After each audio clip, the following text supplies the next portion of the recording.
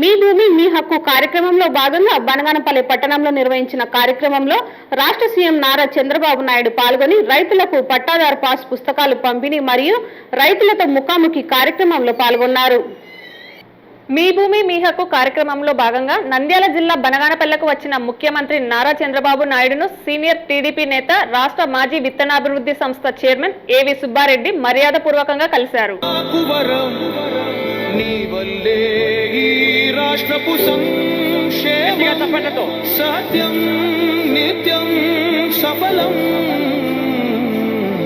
జనగణ మంగళ నాయకుడా, ఘనమగు చరితల నాయకుడా, పలుతరములు మము పరిపాలించర స్వామ్యకుడా, నవయుగమేధో సైనికుడా, సమయము తెలియని సేవకుడా, యువన వ్యాంధ్రకు ప్రగతిని చూపర సాధకుడా, వైతాళికుడా.